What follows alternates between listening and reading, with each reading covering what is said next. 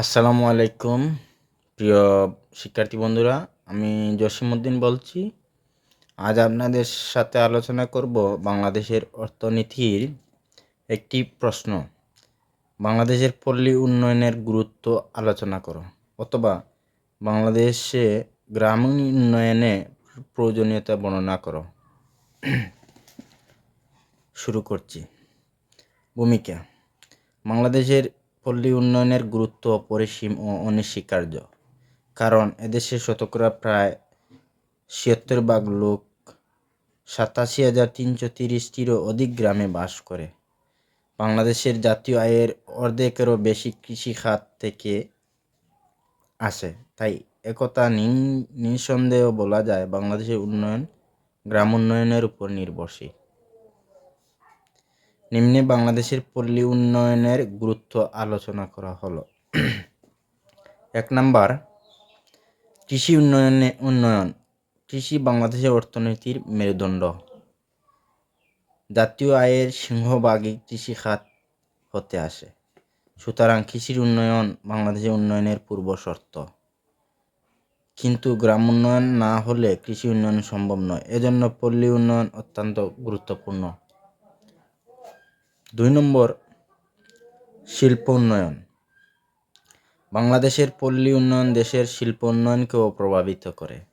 পল্লী উন্নয়নের ফলে কৃষির উন্নতি হলে শিল্পের কাঁচামালের যোগান বৃদ্ধি পাবে,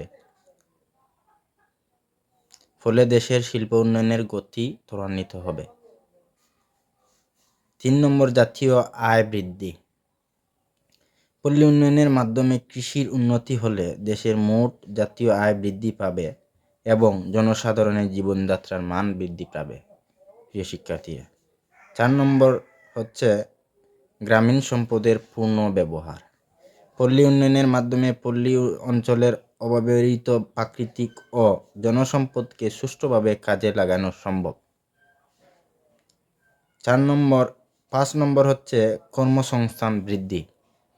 দেশের বর্তমান বেকার সমস্যার প্রেক্ষিতে যথাশীঘ্র কর্মসংস্থান বৃদ্ধি করার গুরুত্ব অপরিসীম। পল্লী উন্নয়ন কর্মকাণ্ডে গ্রামের বেকার যুবকদের সম্পৃক্ত করতে পারলে আমাদের বেকার সমস্যা কিছুটা সুরাহা হবে। প্রিয় শিক্ষার্থীবৃন্দ, ৬ নম্বর হচ্ছে জনসংখ্যা নিয়ন্ত্রণ। শিক্ষার হার বৃদ্ধিতে পল্লী উন্নয়নের কোনো বিকল্প নেই। শিক্ষার হার বৃদ্ধি পেলে জনগণের কুসংস্কার দূর হবে, ফলে জন্মহার হ্রাস পাবে।